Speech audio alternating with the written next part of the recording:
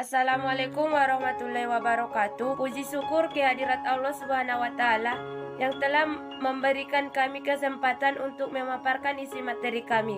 Dan salawat bertangkaikan salam ke junjungan kita Nabi besar Muhammad sallallahu alaihi wasallam yang berlapaskan Allahumma sholli ala Sayyidina Muhammad wa ala ali Sayyidina Muhammad.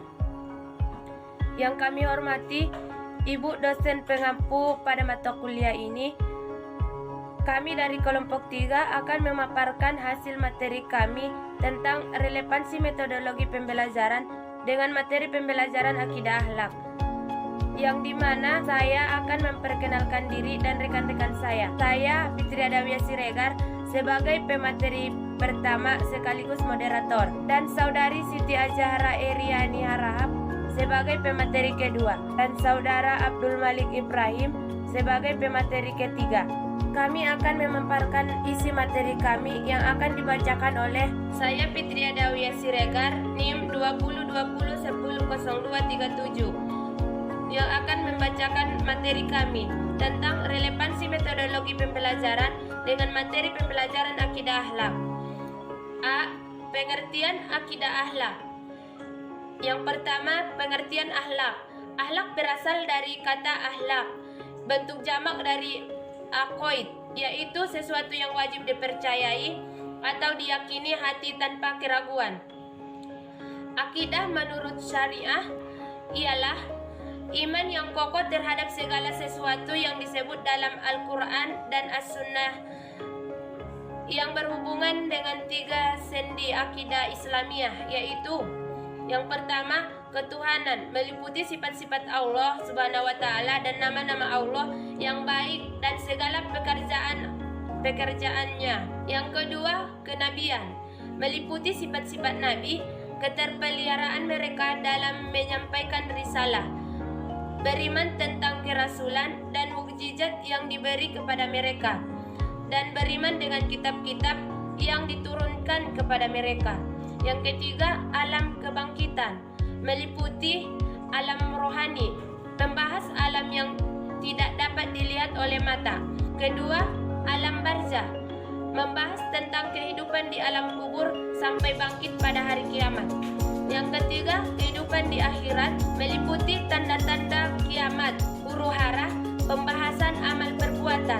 Pengertian akhlak. Akhlak dilihat dari segi bahasa yang berasal dari bahasa Arab, jamak dari kata huluk yang artinya perangai atau tabiat. Namun kata huluk atau al-huluk mengandung segi-segi yang sesuai dengan al-huluk yang bermakna tabiat.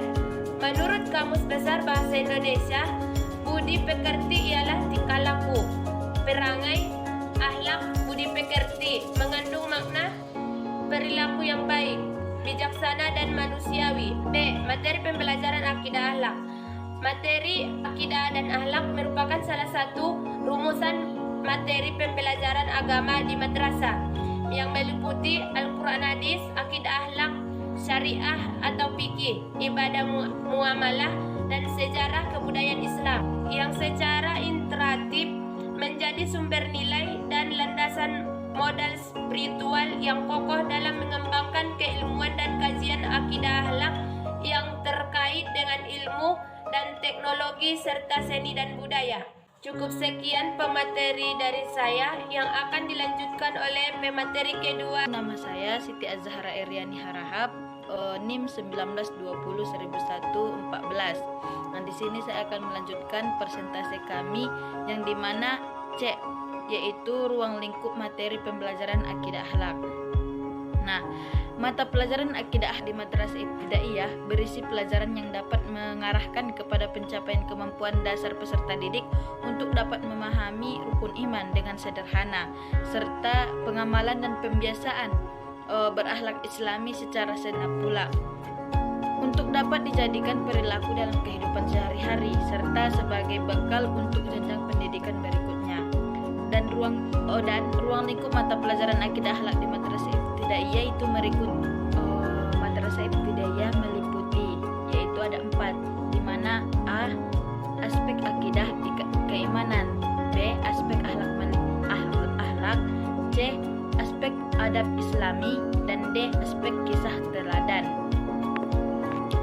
di mana yang pertama yaitu A, aspek akidah atau keimanan meliputi kalimat thayyibah seperti la ilaha illallah, bismillah, alhamdulillah, astagfirullah atau dan lain-lain.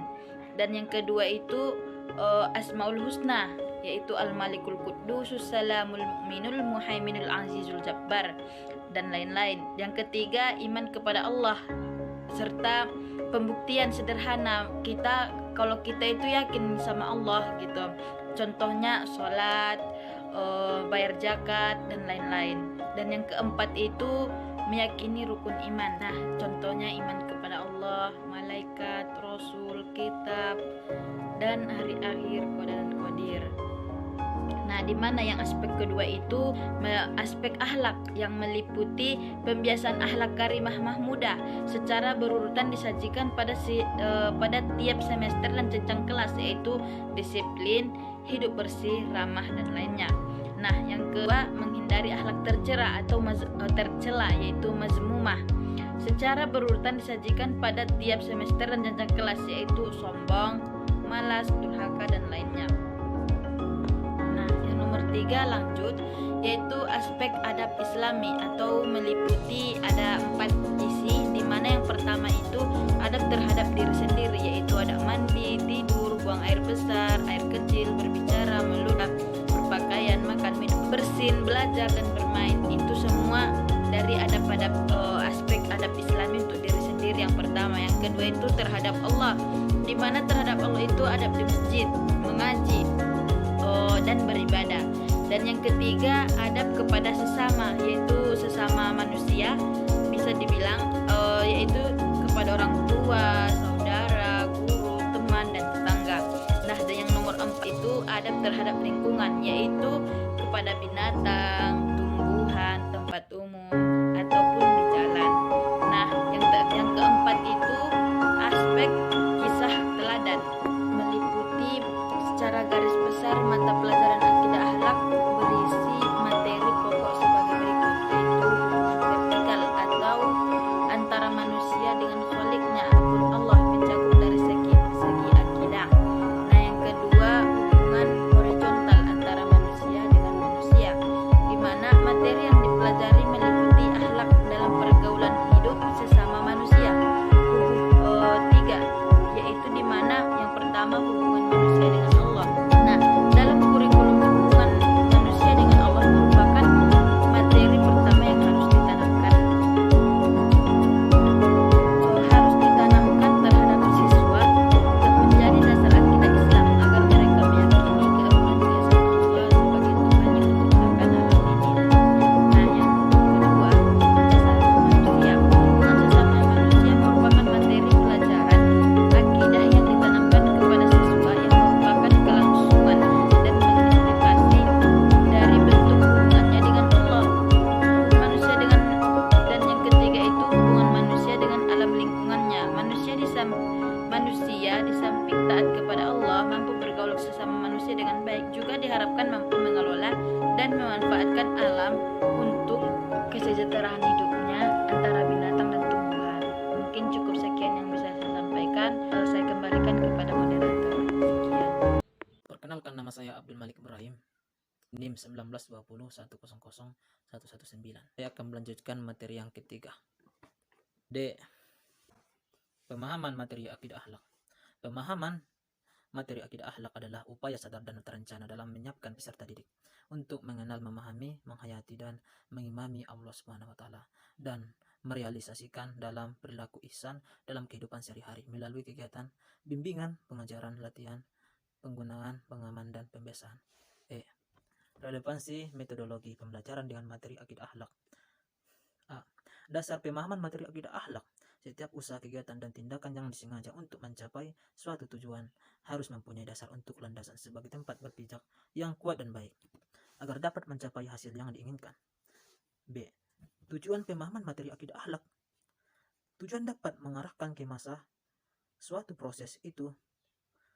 Bentuk di bawah di samping itu juga dapat memberikan motivasi terhadap suatu proses. Sedangkan yang dimaksud dengan tujuan pemahaman materi akidah akhlak adalah perubahan yang diinginkan setelah sesuai dengan konsep dan nilai yang terkandung dalam materi akidah akhlak. C. Prinsip-prinsip akidah akhlak. Sumber akidah adalah kitab Allah, Al-Quran, sunnah Rasulullah SAW yang sahih, dan ijma para salaf yang soleh. Prinsip dalam asma dan sifat Allah adalah menetapkan apa yang ditetapkan Allah untuk dirinya atau yang ditetapkan Nabi Rasulullah SAW tanpa tamsil. Prinsip-prinsip utama dalam agama, usuluddin, semua telah dijelaskan oleh Nabi SAW. Berserah diri dan patuh hanya kepada Allah dan Rasulnya, lahir dan batin. Dahlil akli yang benar akan sesuai dengan dahlil nakli harus didahulukan. Kaum muslimin wajib senantiasa mengikuti manhaj, metode Al-Quran dan Sunnah dalam menyampai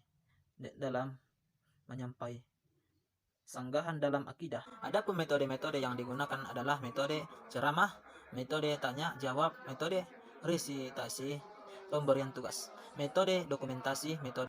Dengan berakhirnya materi yang ketiga, maka berakhir pula lah penyajian materi kami. Jika ada kata-kata dan tingkah kami yang salah, kami mohon maaf. Kepada Allah kami mohon ampun. Wabillahi taufiq wal hidayah. Wassalamualaikum warahmatullahi wabarakatuh.